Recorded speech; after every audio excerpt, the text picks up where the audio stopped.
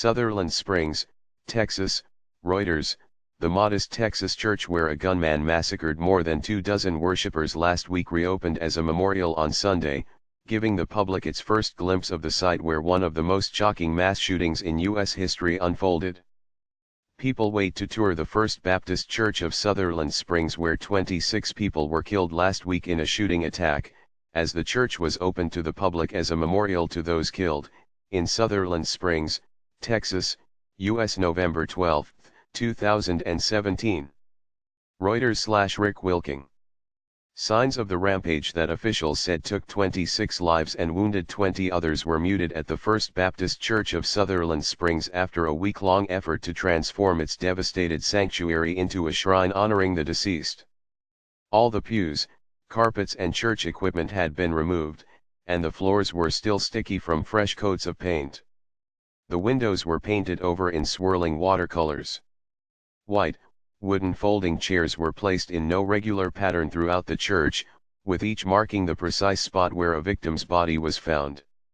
A single rose, decorated with white ribbon, graced every seat, with the victim's name written in gold cursive script on its back along with a cross painted in red.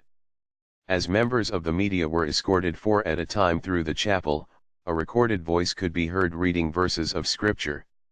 Outside, as a steady rain fell, about 100 family members and others waited to pay their respects. Construction crews worked around the clock for 72 hours to make the church presentable to those families, Associate Pastor Mark Collins said.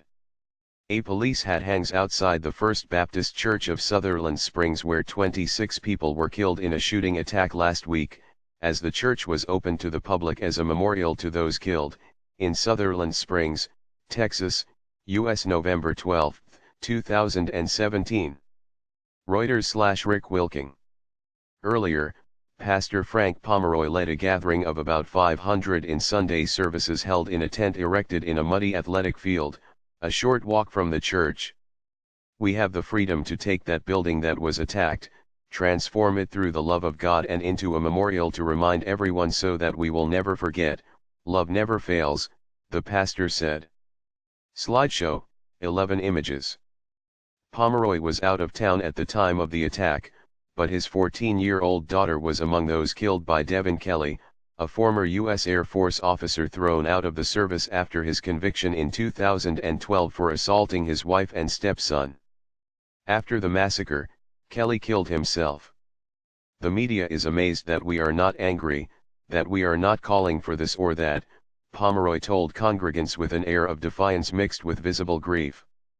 Folks, we have the freedom to choose, and rather than choose darkness, as one young man did that day, I say we choose light. The congregation gave thunderous applause. Some waved Bibles in the air.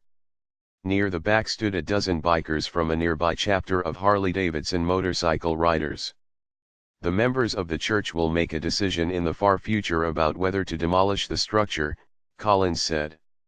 Some families have said they never want to step foot in the building again, he said. In the meantime, it will serve as a memorial open to the public on Monday through Friday. Regular Sunday services will resume in a temporary structure set up somewhere on church property. Reporting by Lisa Maria Garza, writing by Jonathan Allen and Frank McGourty, editing by Lisa Von Ahn and Peter Cooney. Our standards: the Thomson Reuters Trust Principles.